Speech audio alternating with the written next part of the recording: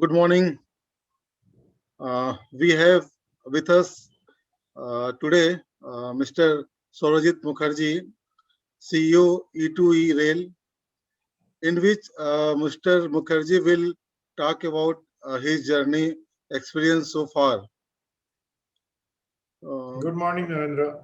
How are you? I'm doing good. Thank you. Thank you for asking. So, Everything okay?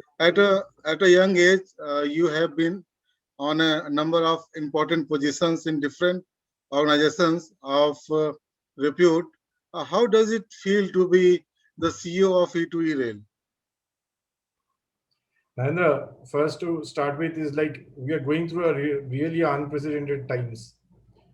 The world has like turned upside down right now. So still we are we are trying our best to keep the ball rolling.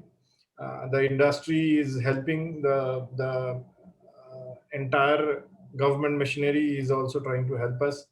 So I actually congratulate you and best wishes that you are still keep on doing this great work of educating, and the railway journalism, and then doing the perception building for railways across the masses, which is very important, I feel, as a railway professional.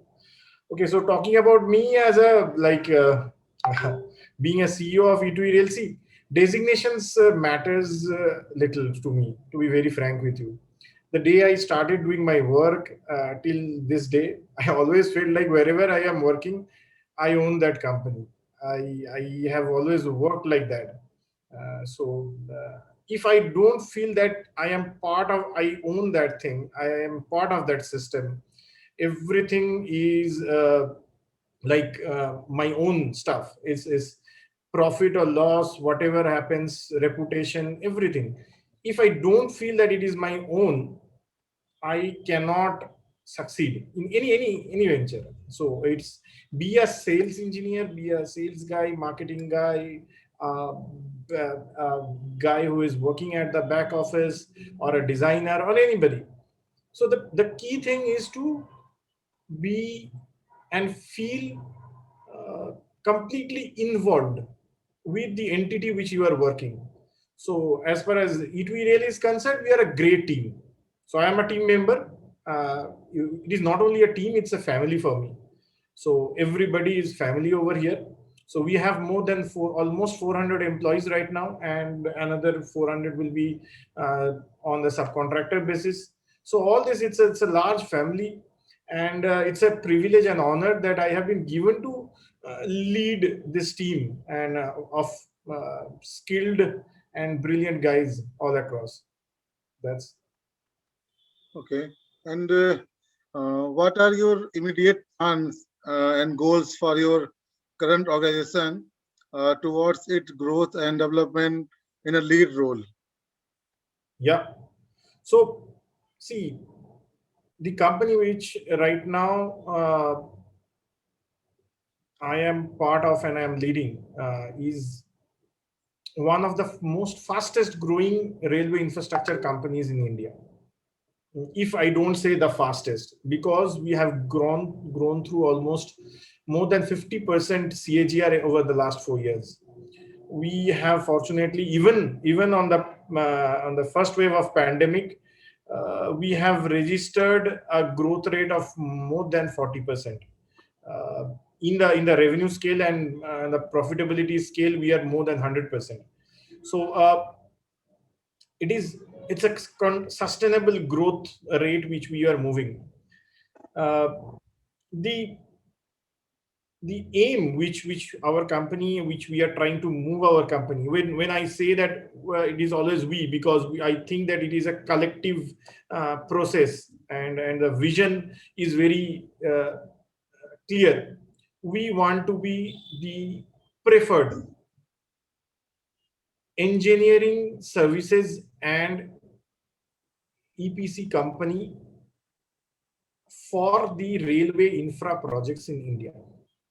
And I look at a horizon of 2025 to make this company at a level of minimum 800 to 1000 crore.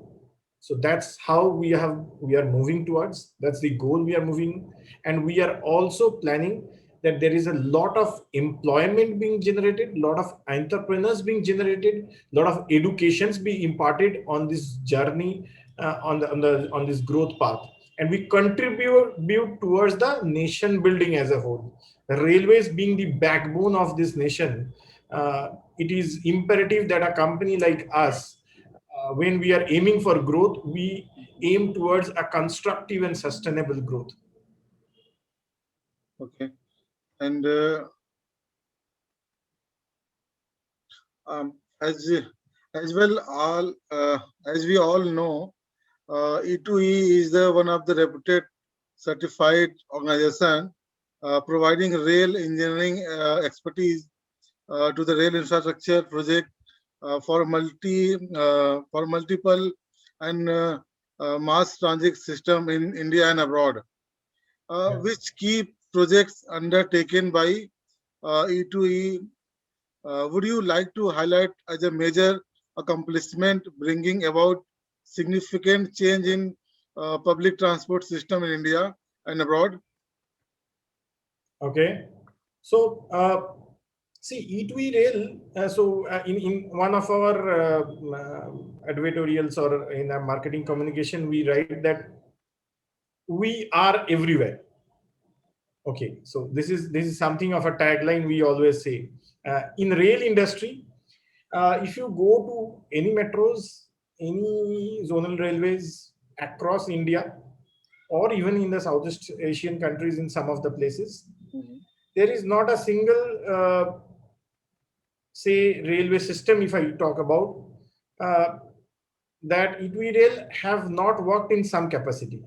Okay, so we have always been associated over the last 11 years of its existence.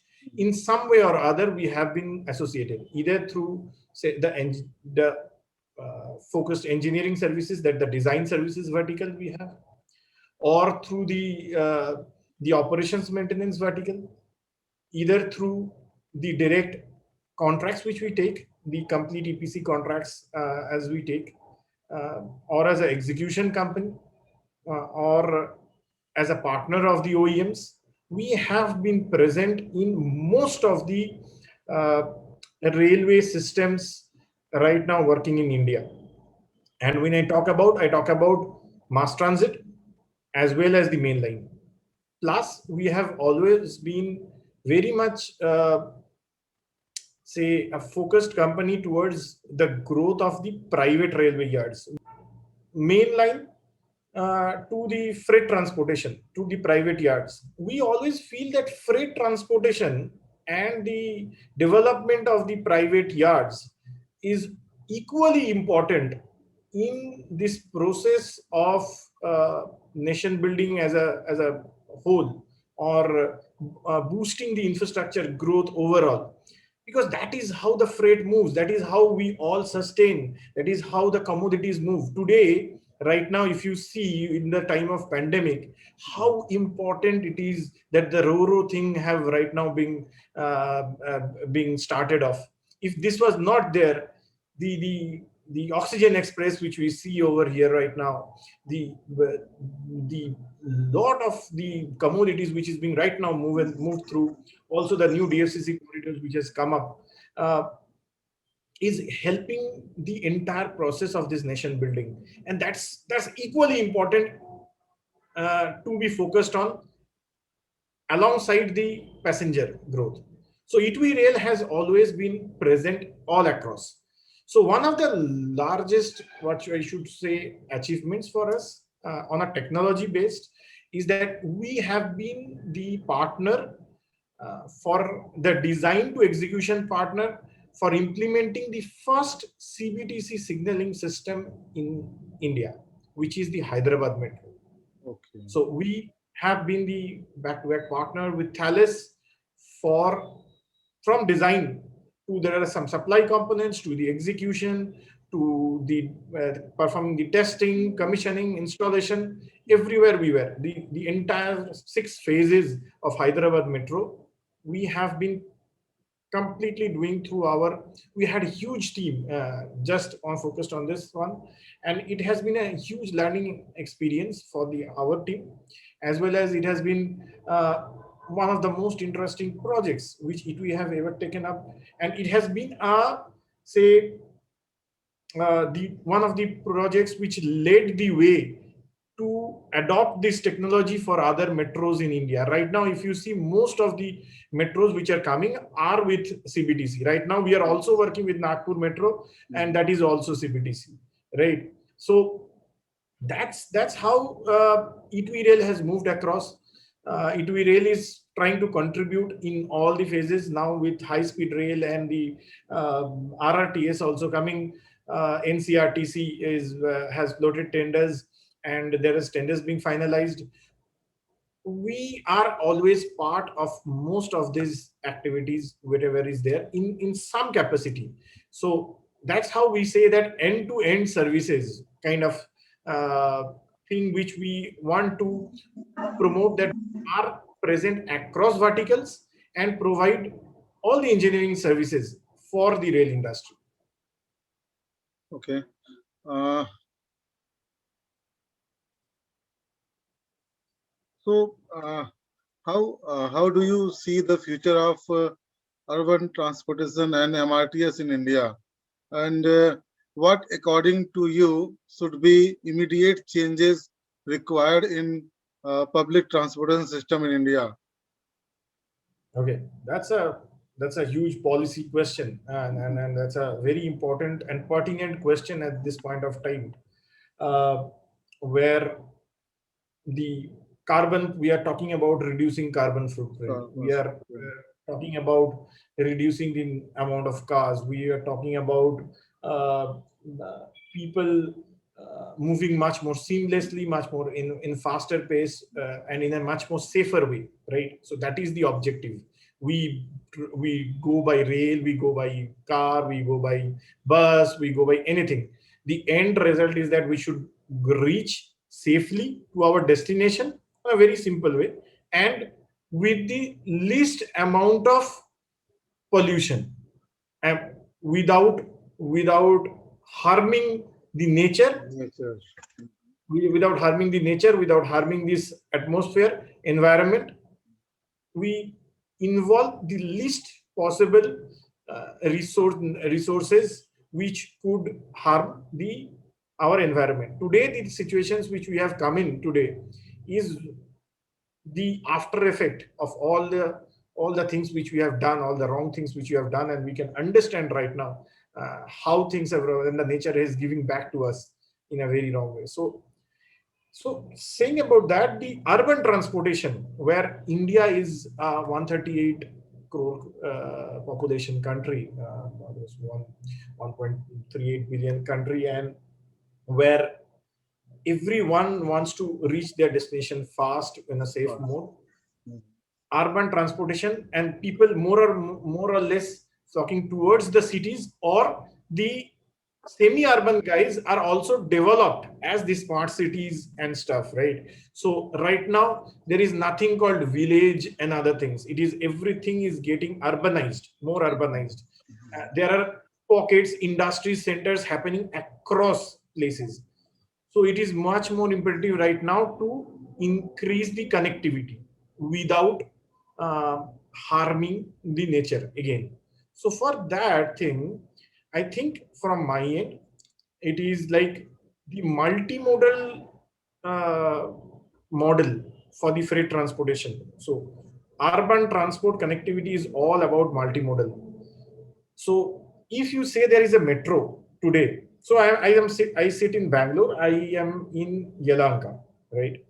So the nearest metro to me is at Jalahalli. That's a place around 7-8 kilometers from where I am staying, right? So to reach over there, either I need to take my car, or I need to take Ola or a cab to reach over there. Then I will take a metro, and say I want to go to a place near Indiranagar, set in a Domdur, right? So I will get down I will go from here, take a cab, and then park my car, and then go over there take a metro and drop at Indranagar, and again take a cab or an auto and go over there. What I don't want to take that headache if I do not have a seamless movement uh, facilitation for me. I will just take my car and then try to reach over there. So what happens if there was a complete seamless? I have one ticket, I have one pass, I have a tram going over here, or I have a connectivity bus only for metros going from here. I just board on the bus. I don't have to buy a separate tickets for something. I buy one ticket till my destination Domdur. As simple as that. I move on that tram or a bus, and I reach Jalahali. From there, I can directly go to the station and take the train. And from there, when I get out, I have another mode of transport, maybe e-transport, maybe something. But the connectivity, the last mile connectivity is very important to the destinations. So if that seamlessness is not being achieved through a planning which is I should say inclusive planning, not only rail as a stuff or a metro as a stuff or bus MRTS as a stuff. You have to link it. It is called a multimodal transportation. It is available everywhere in the world. Every developed country you see, you will go and find it out. Even the developing countries have it right now, that multimodal transportation. And that is how we try to go about. So that's the future. That's the future of urban transportation. If the policymakers can sit down together and does not only say that, boss, I am from rail industry, I am from the railway ministry, I am from the urban rail development, I am from the bus transport services, I am from the cab services. No, this way is the Niti Ayog, which right now is working very fantastic, and the urban development ministry uh, need to think a little on these terms and say that how to give a seamless experience to the passengers. Otherwise, people don't go. The ridership won't increase. Where there are a lot of the Mumbai monorail today have failed. Why? Because there was no connectivity to where they will go, where they will start from, where this end. There is no link. But the local train was like flooded. But monorail no one was taking. Why? Because the planning towards that has been not so great, which includes the entire phase of the communication or the transportation medium. Okay. So are you satisfied with the plans and policy of the government presently in terms of its commitment to the develop public transport system? Yeah, I am absolutely. See, with the policies, with the existing policies, it's a huge leap forward. I can say that the policies are towards where we want to reach one day. But what I should see that policies are nice, but there has to be some plan towards implementation and practical plan for implementation. What we have seen over the years in India is that there are a lot of policies being made, there are a lot of announcements being made, but while implementing that, there are practical hurdles which comes. We need to think at the start of it. I have no complaints with the government. Our government is completely uh, pro towards developing transportations, giving us all the impetus to developing the transportation medium and giving more impetus to railways, which is a much more safer and less polluted mode of transport. I am completely in sync with them. But the pace and the planning for implementation needs to improve. So that's what, from my perspective, I am. It's a personal opinion. So what according to you had been the failure and drawback in the Indian transportation system in last many years? And if according to you there has been any negligence or lacuna in part? Mm, see, you cannot see. It is an enormous country. Narendra, it's an enormous country. The infrastructure boom which we have seen over the last few years has seen no match. Last year, more than 7,000 kilometers were electrified on the main line itself, which is a huge achievement from the over the last years. Uh, it is not easy. There are a lot of wins, there are a lot of failures. I understand, and I, being a part of this rail industry for the last 10 more than a decade, I have seen a lot of things in front of me happening, which could have been avoided. Sometimes could have may have not have been. Say maybe the DFCC could have been much more faster, but there were practical limitations, practical challenges. Lands were not getting acquired. It is a tough task with what the DFCC have achieved. When the DFCC started, I was part of that. We laid, I think, 2 kilometer track in 8 hours of time, which was unheard earlier. Uh, but this is happening. This is happening over the last say 7 to 8 years. India has changed itself. The Indian railway have changed itself. The rail industry has changed itself a whole. Uh, Still, obviously, there are scope of improvement. There are huge scope of improvement, and I'm a part of the system. Is part of that endeavor towards improving that system, uh, where mm, where things can go much faster and much in a smoother way rather than earlier. Say for an example, say I can say that the last mile connectivity towards the ports, the development of the uh, freight yards, private freight terminals. Uh, this needs much more focus. There in the National Railway Plan, if you go through, is a huge impetus being given, and it's in the right direction, completely in the right direction. We are going. The only thing is that it needs to be a little faster.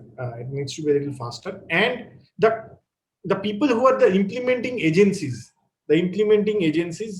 needs to look at a holistic approach rather than a employer contractor kind of a relationship. They need to start building as a partner kind of an environment. Because when I was working in US, we had a partnership with Union Pacific Railroads, where always the contractor used to sit with the implementing agency as a partners. So there was a team which was like a partners over there, and they made a single team and they always worked into through it. So that there is where I see a little bit of, say, we are the implementing agency and these guys are the execution guys, so we have one a little bit of gap in that. So that creates sluggishness, that creates a little bit of problem on the execution side, that delays projects. So I really feel that if we want to increase our pace, we need to have much more. The contracts should, the contractual, say the what I should say, the way the contracts are made in India needs a refinement. It needs to give the independence to the contractor to implement better technologies, and you need to reach faster. So there is it is going through again the same case. We have seen that the tenders from a silo based right now is going through an EPC scale, which is going through a pretty significant change in how the tenders are being done and the contracts has been executed. However, we also have to see that how the guys who have been doing this and the building this can be included in that, can be better, and can be partnered in a much more better way to have the seamless execution. There cannot be a scenario that there will only be 4 or 5 players at the top and there are no players over there. Everybody has small things. So the small and the medium enterprises which are present, which are fighting every day in day out, has been contributing, has to be given the equal impetus as the larger guy, given the opportunities to be better, to work in a better way and to achieve better results for the nation. Okay. Uh, uh, what is your opinion about the Make in India initiative and the Atmanirbhar Bharat Abhiyan? Do you see these initiatives bringing about any significant change? Yeah, it's the biggest significant policy what could have been taken, say like maybe 25 years back. That's one of the best policy I see. Even there are a lot of people who says Make in India have not got that kind of a success. There are data statistics. Those are all political things. But as a railway professional, as an engineer, as an industry, uh, I feel that's the best thing which could have been which have been done in the recent years of time, where the Indian companies and the foreign companies has been told that was make in India. This concept, how China became China, was is in the same model. So there is no way, with so much skill, so much resources present in India, why we cannot do that. We can match anybody at any point in the world.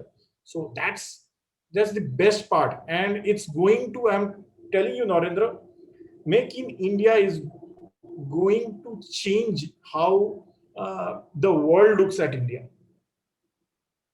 It's how we will be sitting at the position of the countries who are the manufacturing giants, like Germany or China. People will look at us. Have you seen how fast India adopted to the change, the developing the PPE kits? Very simple thing, PPE kits. When the COVID struck, there are companies who have changed overnight and started manufacturing. There is no dearth of talent over here. There's no dearth of resources over here. Just the policy push and a little bit of support from the government, we are going to fly, and we are going to show the world how best quality things can be achieved with the most optimum level of price. I am all in with the Make in India campaign, and we have from E2E Rail also, we have a lot of plans going forward towards adopting a Make in India, and going to the next level of developing some products which can contribute significantly uh, towards our work, as well as the railway systems. Okay. Uh, E2E has a very strong uh, team of uh, board of directors. As the CEO of the organization, what help and support you get from other senior member of the organization in decision making and other day-to-day activities?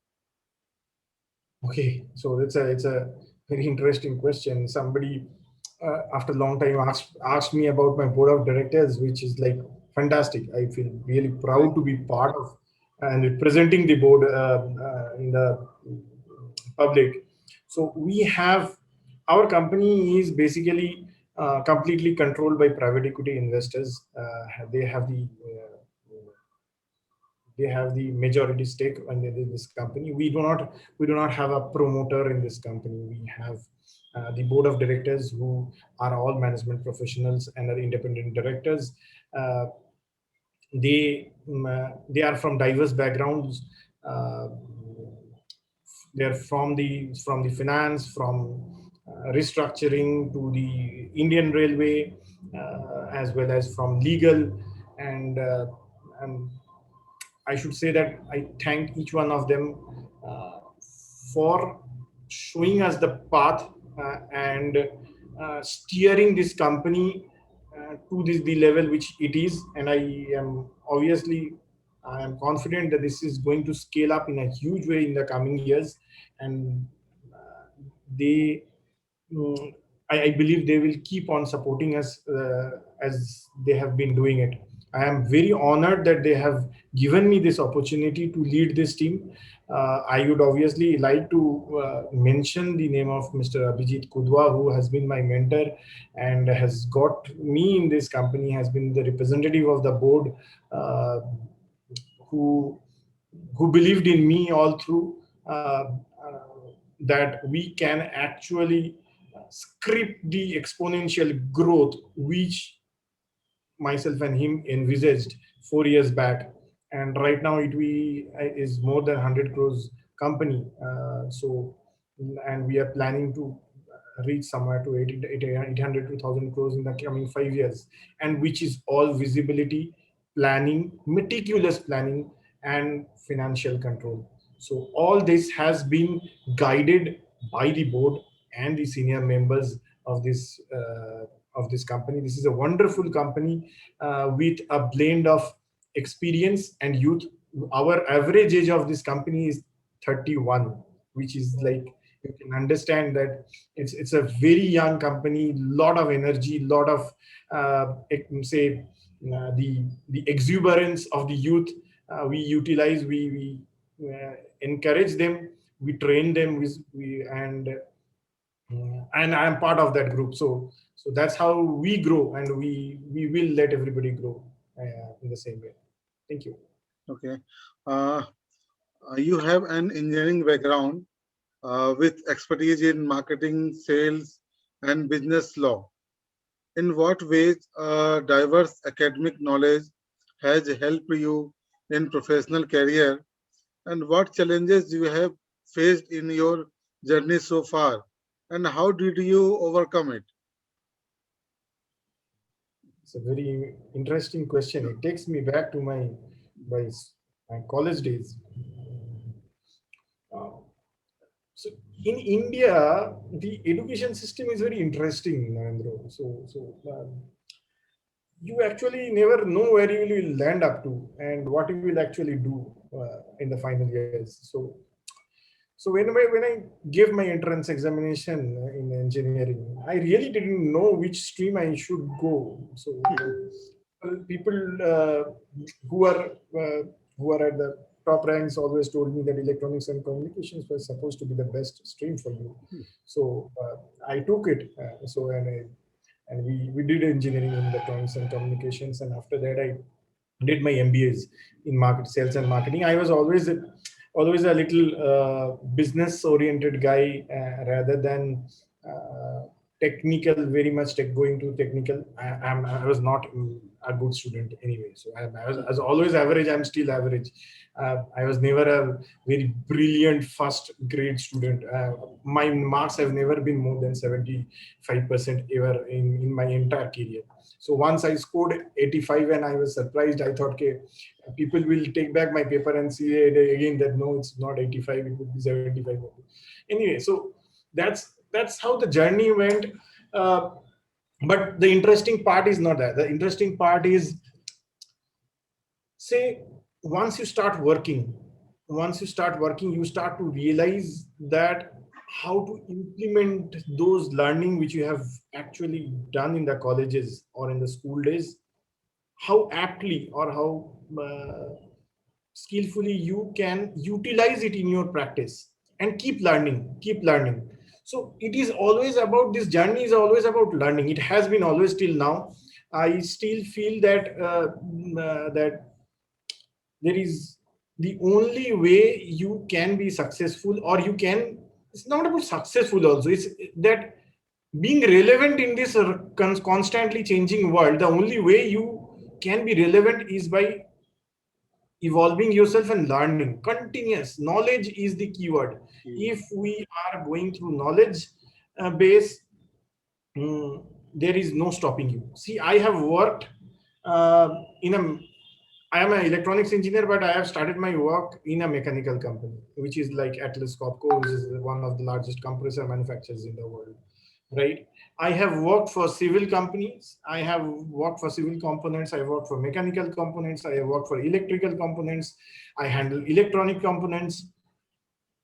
It is not easy. I'm telling you, it's not easy. You have to learn, but it is not only that what is being taught in the colleges, it's basics. But whenever you are taking up that, you need to know that. You need to know that subject. You need to learn it. And that's how it basically goes. So it helped. So various backgrounds, various diverse backgrounds, it helped me to understand. From right now, I am leading a EPC organization where there are all the branches of engineering works. And also I have to handle the business. Also I am right now a student. I'm right now a student. I am doing my business law. I have not completed my business law. I am doing my master's in business law. I took this challenge of doing the business law only because I want to learn, not to increase my degree.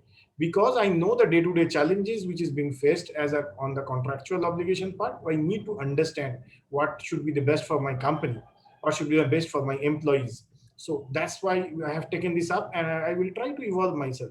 So that is how uh, you need to be relevant in this ever-changing world by constantly learning and evolving. And whatever you do, how much diverse you are, you always need to start from the scratch when you are starting that. So you need to learn, keep learning. So, would you like to speak any of important project or assignment which you had been very closely associated with, and what had been the outcome and the reason for a personal affinity? Okay. So I'll tell you one project which is straight from my heart.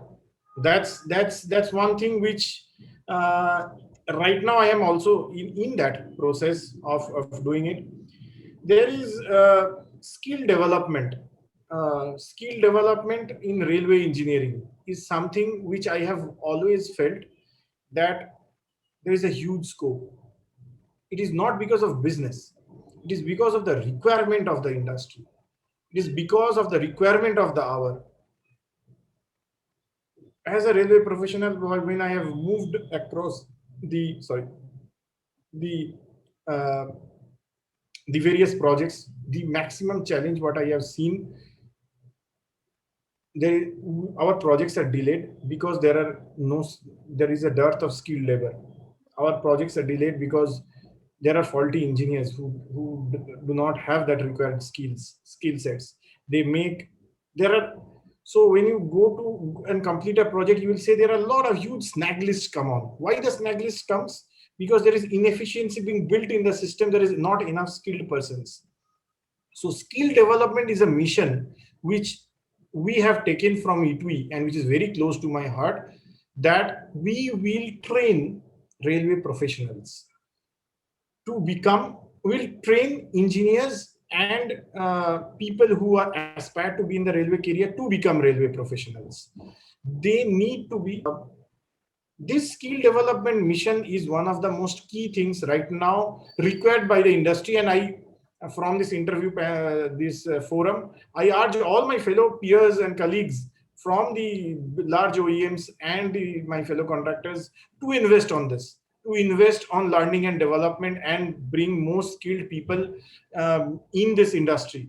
Because when we look at right now, we have to get skilled people, we have to only look at Indian Railways.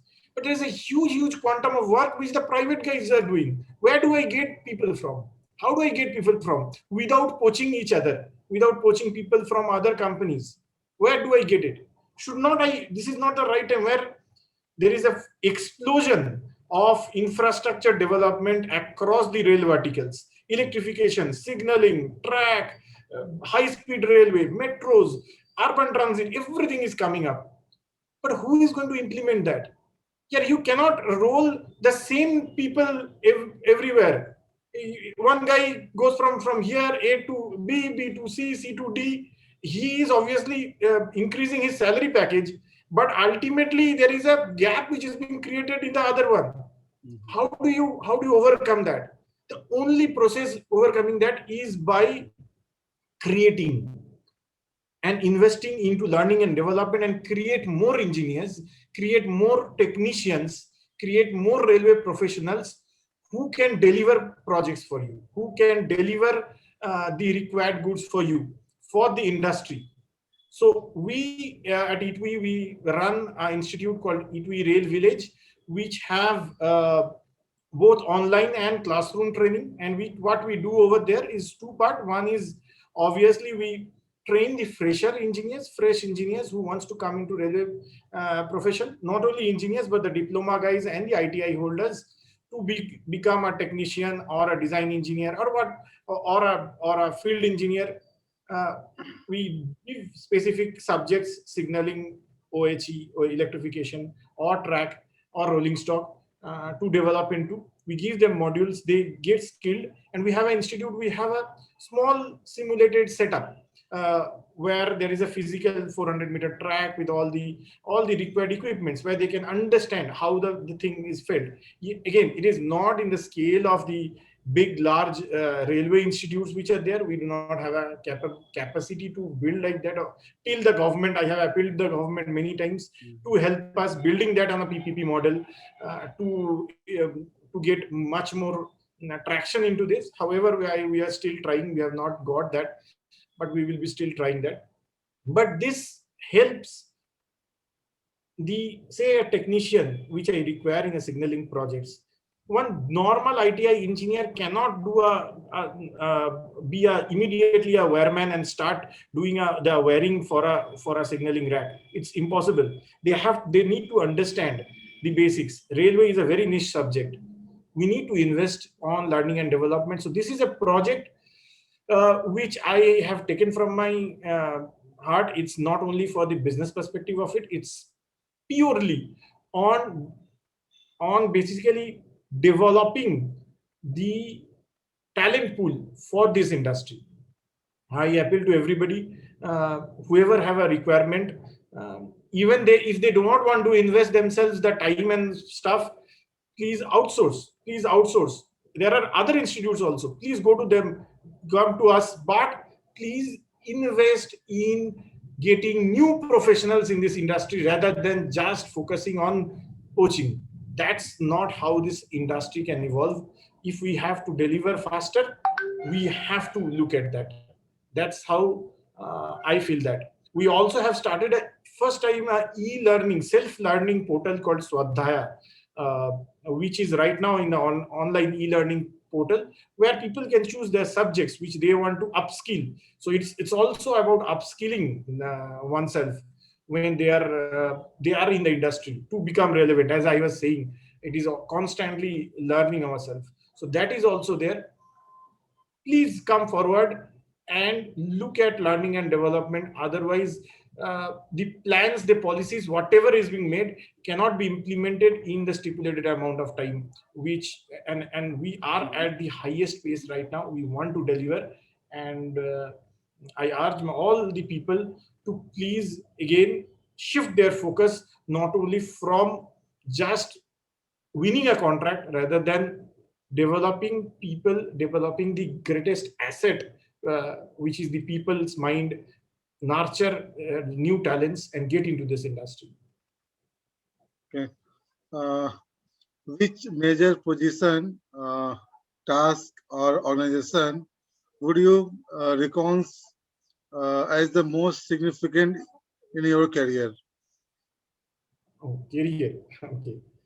My career is not much long, Narendra. It's like only 13 years. I have been 13, 14 years now. I have been working. So the most significant one, if I close my eyes, it always be the first company which I work with, which have made basically from raw iron to steel. So that company's name is Atlas Copco, and uh, where I have learned how business is done, what are the challenges of a business is, and how to become a true professional, honest and professional with integrity. How even with integrity and honesty, how one can be successful. So that's the first one where I was selected as from the campusing is always the closest from the heart. However, the biggest learning is obviously e2E Rail's journey, where I joined as a head of business development, and in 4 years I have taken this. We all collectively have taken this company to exponential growth level. So that journey from business development to being a CEO has been huge learning, and the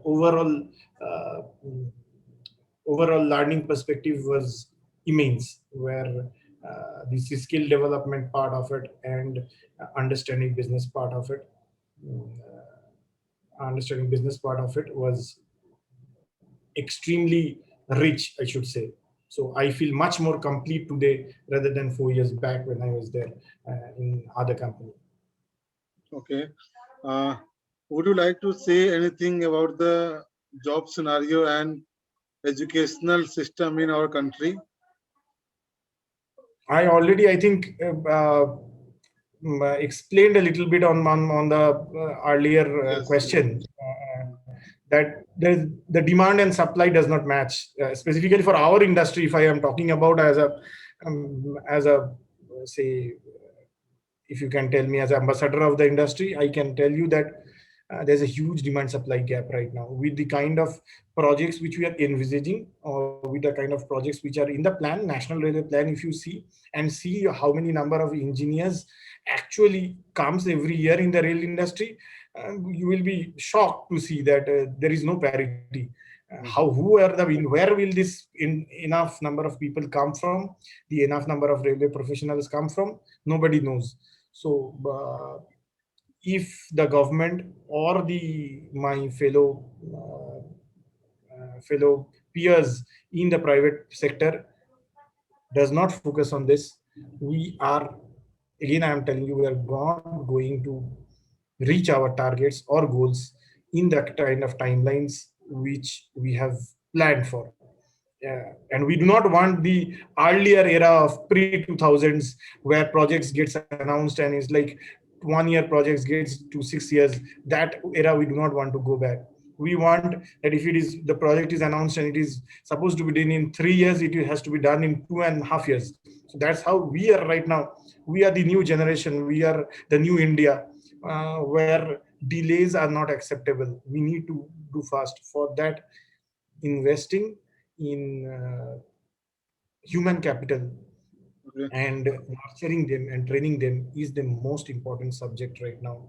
The jobs, there is no dearth of jobs. I was actually shocked to hear that 75 lakhs, 7.5 million people have lost jobs in the last 1 month only in India. It's a huge impact of the pandemic which is going on. But I'm a pretty optimistic guy. I think that this is a storm, this is a tsunami which will pass. It will have created a lot of ripples. It have created a lot of bad effects in our lives, but I still believe that the learning which we are getting from this is immense, which we could implement, that what are the wrongs we have done and we will not do again. And we will be prepared much more better to face the coming days. And the job scenario in India is not going anywhere. Specifically in my industry, there are huge job opportunities.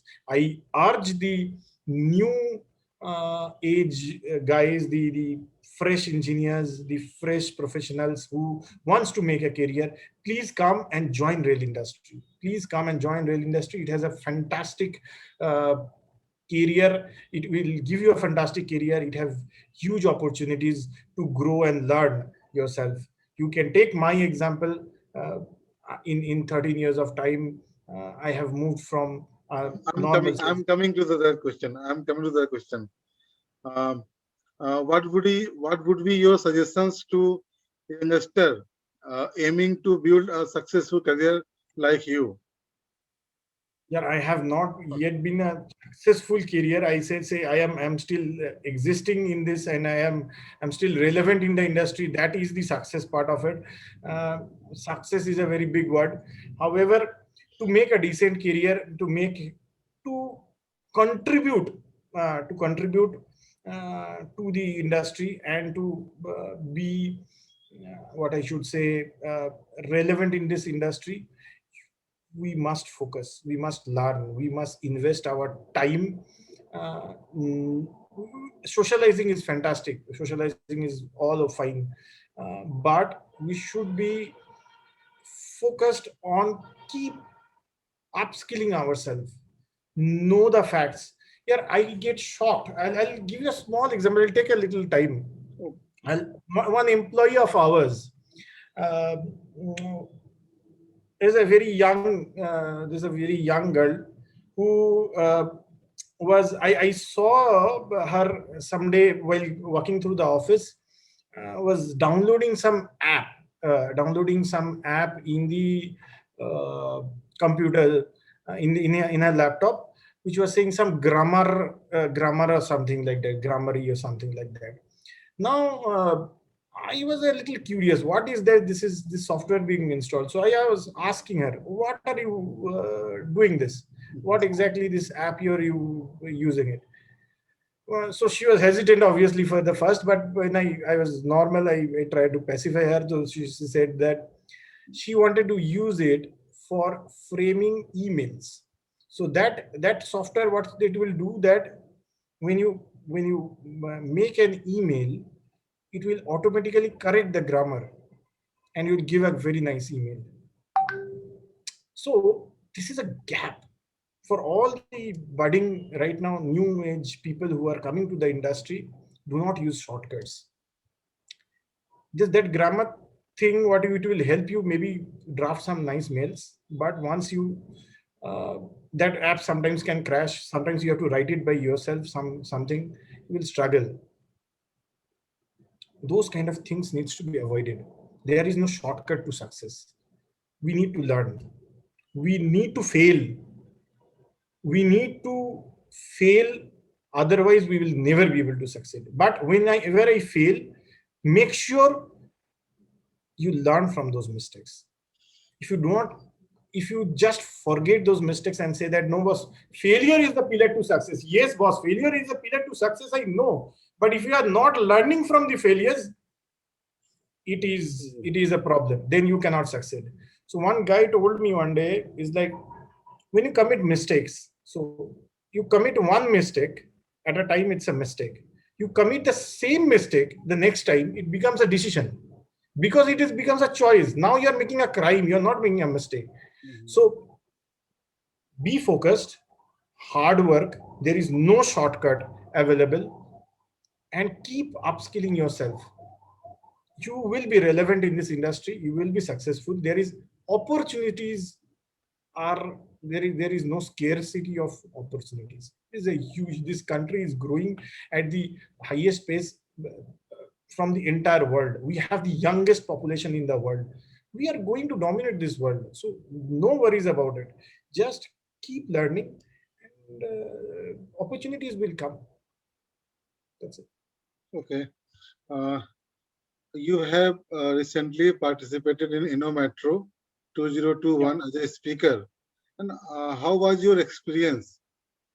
Oh wow. So it was a very interesting panel discussion. I thank you for Narendra for getting us on that panel discussion. It was so initially I didn't know Chris also much. So Chris was is from Real Personal, I think, and we have some fantastic. So I have my colleague from my peer from the other company, Sunil Srivastav, also joining us, and he was the moderator of that panel discussion. Is there was one of the most experienced railway professionals right now in India, and I was privileged to be part of that discussion. It was an enriching experience. It was the sharing of ideas was huge. In fact, I requested Chris to send across that presentation which he actually shared over there. It was so enlightening, and I really liked how you guys obviously conducted. And another thing, the this simulated exhibition which you guys did, the Metro, is fantastic. So I am the booths, the simulated booths, the exhibition counters, the waiting lounge, the backstage area. It's fantastic. How I didn't know all those things earlier. It feels so real. I mean, it was pretty comfortable. Actually, I was like feeling like actually in the exhibition. But on the safety of my home itself, on the comfort of my home, it was excellent, Narendra. So that was something which I really liked. The panel discussion was extremely enriching. The platform was awesome. Thank you. Thank you so much. And the last question of the interview. What is your opinion of Metro Rail News magazine? It's see, I have been a subscriber of this magazine from pretty long now. My office is a subscriber, and we have been using this as one of the most trusted medium of information which comes across. It covers most of the verticals and the industry on a very thorough note.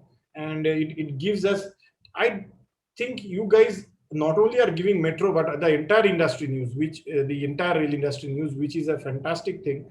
And the topics which are being covered, the people which you guys are interviewing, and the notes which you guys are notes which you guys are putting in are all extremely, what I should say, constructive. It's does not show anybody in bad light, but in spite of that, there is a constructive criticism also in that. Plus, there are fantastic learning articles over there, and you get to know the industry pretty well. I recommend everybody to use this Metro magazine because it gives a pretty good, it's hugely informative and gives pretty good idea about the industry, what is going on over here, and also helps in the perception building for the rail industry. I still think it's very much important that the rail industry, yeah, rail industry is grown from only Indian Railways now. It is a much larger horizon now, with so many SPVs, so many JVs, so many PPP projects coming up. Is not only about Indian Railways. The rail industry now, we can say that it is Indian rail industry and not only Indian Railway. So it is important for all of us to build on this perception and spread this thing that it is not only about one PSU. This is all about the entire industry. This has evolved as the largest industry and the largest employment generation industry. Thank you. Thank you so much for your time. Narendra, it was awesome talking to you. Thank you so much for your pretty insightful questions. There were some pretty personal thing which was taking me back also, but it was nice overall conducted. Thank you so much. Be safe and take care of all your team, all your family, because right now safety is the priority. We have to live today to earn our livelihood tomorrow. So please be safe. To all the viewers also, I urge, please be safe first. Safety is the priority right now. We will live another day to earn our livelihood and work, but we have to be safe. We have to be safe today. Thank you so much. This was Mr. Sourajit Mukherjee, CEO E2E Rail, with us today, sharing his views, plans, and goals in urban transportation and MRTS. The extract of the interview will also be available in Metro Rail News magazine next edition. Thanks for watching.